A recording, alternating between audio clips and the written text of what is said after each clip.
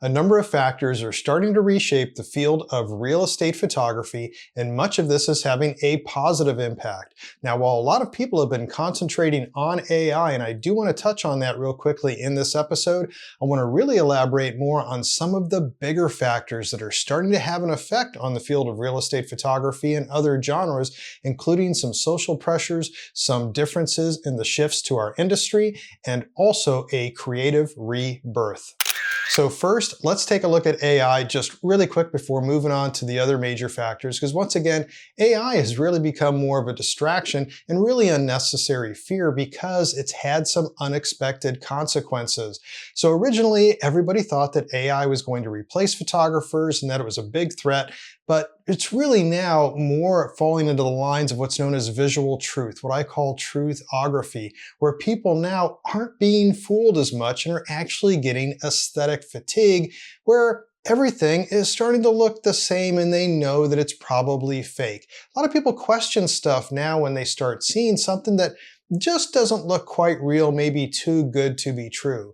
So AI had this kind of a novelty effect. When it first comes out, it's really amazing, but then after a while, it just becomes more of an amusement and not something that you can really use. Now, what I'm talking about here is really mostly generative AI, because other AI tools that help you edit, well, that's a different story, and those things have actually been a boon for real estate photographers, making our life easier and less outsourcing that we have to do item removal, things like that. But this thing of faux-authenticity, where it's not real, well, a lot of people don't like that. They don't like to have perceived authenticity. They want real authenticity, and that's why people would rather have a real Lamborghini than some kit car that looks like a Lamborghini. So that's just innate into human nature, and now AI is starting to fall into that. And if you don't think that's true, think back to magazines that used to be lambasted for having airbrushed their cover models. This got to a point just within the last 15, 20 years or so where a lot of these magazines stopped doing so much Photoshop work. Now, I could pull a magazine off the shelf right now and I could show you, yeah, this one's been Photoshopped, and everybody can tell it because it looks fake. We know that's not real. So after getting lambasted and raked over the coals, a lot of these magazines said, well, we should really have more realism. This really applies especially when it comes to anything that has to have realism. Now, a magazine cover for Cosmo or GQ or any magazine, well, yeah, they could fake it a little bit. They're not trying to sell you the person that's on the cover, but when you're shooting a house, it has to be realistic. And the same goes for many other genres. There was even a thought that headshot photography might be completely eliminated because people could just take a cell phone picture of themselves, put it into an AI engine, and they'd get something better back. But those things fall under this perceived authenticity, that novelty effect, where people see it's like, well, that's probably not real. And when you show up for, let's say, a job interview or to meet a client, or if you were an actor showing up for a casting call and you did not look like your headshot, there's an immediate bias that everybody has when they see something that's not real, and it's like, well, how honest is this person? So anyways, the unexpected consequences of AI are a boon right now for a lot of photographers, maybe not so much stock photography, but for a lot of photographers because of this perceived authenticity where it's not quite real. So we can brush AI to the side and just say, hey, it's a boon right now because of what it can do for editing. It's not a threat, but every single threat can also be perceived as an opportunity. And it really does come into play when we're talking about real estate photography and how that's being reshaped by so many things that are happening very quickly in not just a fast-paced world of technology, but also a lot of social expectations. Now, before getting to those, I did want to just mention though, just real quick, take a break and mention that if you did want to learn more about real estate photography, I'd invite you to take a look at my courses on real estate photography. I've got courses that cover professional interiors, expert editing, exteriors, videography, business and marketing, and also best-selling books on real estate photography that I have links to down in the description for this video. Moving along then to our first non-AI factor that's affecting real estate photography and many other genres also are market saturations. Now, this is a lot different for real estate photography than it is, for instance, for weddings, for portraits, things of that sort. So where you might have wedding photography being quite saturated by a lot of photographers attracted to this illusion of high-paying jobs, which do require a lot of work if you're doing weddings, those photographers tend to come and go once they realize how hard that work is. And then people also have high expectations for the people that can deliver really good stuff. So the same thing has happened though with a high market saturation, for instance, in family photography, because it can be done after work hours. Of course, that's when most families would be available for the golden hour shoots. And that's also when photographers that are doing this part-time can also take the time to go out and meet a couple, and they don't have to bring lights. They're basically just a camera. It could even be handheld, shoot at a high ISO and whatever. So that's become a saturated market. But when we talk about most of the professional genres, put wedding aside, let's talk about the commercial type of professional type of photography genres, including not just commercial and fashion, but also real estate photography. Those are still undersaturated markets. And the reason being is, unlike family photography, when you're getting into stuff that's going to be used for professional marketing material like real estate photography, the expectations tend to go higher, not just in the quality, but also your availability, your turnaround, things like that. So as you probably realized early on trying real estate photography, that you were probably surprised at just how difficult it can be, especially when you're doing interiors and trying to figure out the best lighting, the editing, composing, all that. It is so different than just being outside in a field with oak trees in the background and golden grass, the sun setting in the background, and you're shooting a family. That's an easier genre, and I don't mean to diminish anybody who's doing family lifestyle type photography. I know that all photography does take skill, but real estate photography is quite challenging, and a lot of people don't realize it until they start getting into it. And it's because of that that the market continues to stay undersaturated, especially right now for real estate photographers, because there are just not enough to go around for all the houses going on the market, but more so is that real estate photography has a high demand for other subgenres that are often overlooked. They fall under the architectural and design area of where you shoot for instance, remodel companies, builders, interior designers, other companies, hotels, things like that, where that's especially more difficult to do. And so a lot of photographers don't just rush there because, yeah, you got to spend time actually learning the trade. You have to buy the right gear, and you also then still have to work with clients. The nice thing though is that when you do stick with real estate photography, as you probably know, you get repeat work. If you're doing family portraits, you might do it once a year for a family, if that. Do weddings probably once every 10 years before they get divorced maybe, but it's usually once in a lifetime type of gig, and it's all done by referrals. Where real estate photography, it's different. So yes, even though you get repeat work, there is an undersaturated market there, so that is a boon for real estate photographers, even in the changing times, because there are some pressures that are being placed now on real estate photographers. And one of these factors I'm sure you've already felt, it's what I call the TikTok tempo. And that's that social media immediacy has given the illusion that turnaround times should be fast, they should be quick. It used to be back in the day when I had hair, you took your film down to some local shop, and by the end of the week, you got your pictures back. Well, now that everybody can take a picture and look at it on their phone or on the back of their camera, that immediacy says, well, what do you need to do to get these photos to me? How much editing do you really need to do? Well, we know in real estate photography that clients are more aware of that. And this gives us a benefit compared to if you were just to shoot for a standard consumer market, for instance, like doing family portraits where they're not used to working with a professional photographer. People that do work with professional photographers know there are lead times. Still, the listing market for real estate, as everybody knows, is notorious for turn it around, get us those pictures. I got to get this house listed right now. It's that tick-tock tempo. Now, while that's an easy enough problem to solve, it runs tangential with another factor that we can solve at the same time, and it's known as the vanity metric bias.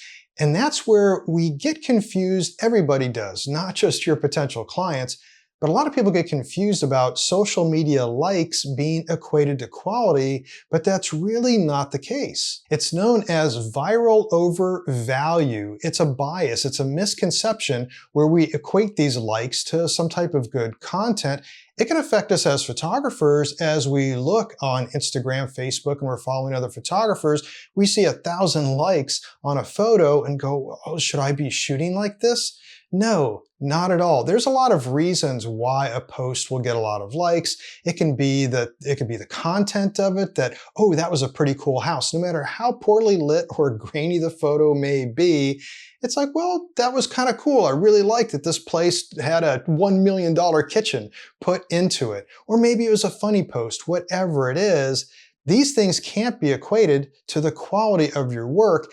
And those things have little to no bearing when it comes to doing professional work, because your clients doing professional work like real estate photography, they don't care if you're getting a lot of likes. They want to see the quality of your content. So this would fall under this feedback loop fallacy, where we think we're getting input that tells us that we need to get faster, input that tells us that we need to get more likes, but that's a fallacy. That's not what we need. Now, there is a balance, and we need to take care of that TikTok tempo and also this idea of misequating then these type of likes to our quality of content. These are social media pressures which are not real. So it's good to always, as this continues to grow, to be able to work with your clients to give them realistic expectations on turnarounds for what they're going to receive. And also, the quality of your work will speak for itself, and that's what gets you repeat work. If you're consistent on the quality of your work being very good, and your turnaround times are reasonable for that, then that's nothing to worry about. This whole thing of TikTok tempo and viral over value, don't worry about it. For instance, most real estate photography, even now, it's been this way for years and years and years. The turnaround time is typically 24 hours for just photos. And that really is not that hard to do if you're outsourcing, but even if you're not, like I've talked before, if you shoot 2 houses in the morning, you can edit those easily in the afternoon, there's your day, and you make some good money. Also, when it comes to then doing architectural and design, this is why I love doing architectural and design photography for a lot of my real estate. Those type of clients, designers, builders, remodel companies, those lead times for turnaround of editing is usually about a week, and you get paid extra to do all this various editing that they want you to do. But if you're not careful, you can be pulled into something else, another big factor that's starting to reshape real estate photography, and it's known as the freelancer's paradox. And this is where, especially if you brand yourself with not just your name, but some business name, then there's going to be a false perception that a team will be able to turn around and do more and better work than just a single individual. Then there's this misperception that I should be able to give this faster turnaround. Hence, the freelancer's paradox. You want to be able to show that you're experienced and that you've got this robust something behind you. But if you do that, then client expectations could put so much pressure on you that you won't be able to turn around your products in a timely and professional manner. This in turn affects then that TikTok tempo. Do you have to keep working harder and harder and harder? But that will then lead to another problem known as value erosion. And that's where clients then start losing trust in not just you as a photographer, but the quality of your work, maybe your turnaround or something else, because you're now sacrificing your quality to try to make up for time that you mistakenly imposed by having these different fallacies or following these different fallacies. So we can see that AI, it is important, but it actually is a distraction, and it's taking our view away from the bigger picture, where we're not seeing the forest for the trees. We're taking a look, AI, AI, AI, but we're not seeing what really is happening, what could be reshaping and forming our industry. And these are things that, not just in real estate photography, but every genre of photography has taken a hit on, not just recently, but for many years. Think about the way photography has changed, not just in technology, but what can be offered from having advancements in technology, and also a big one, client expectations. It used to be, for instance, wedding photographers used to provide 15 to 20 photos printed that were in an album. When I got married many years ago, that's how it was. Well, it's a lot different now, where if you're not delivering hundreds, if not thousands, of photos as a wedding photographer, which does require you to have a team to be able to do that, then you're just not perceived as a professional wedding photographer. If you were a professional wedding photographer and you provided 15 photos nowadays, no one would ever hire you again. They'd even question your quote that you gave them. Real estate photography, some of that has changed as well over the years. When I first bought my first house, back in about, 1992, we got a printed spreadsheet off a dot matrix printer, and if we were lucky, we got a Polaroid picture attached to it of the outside of the house. That was it.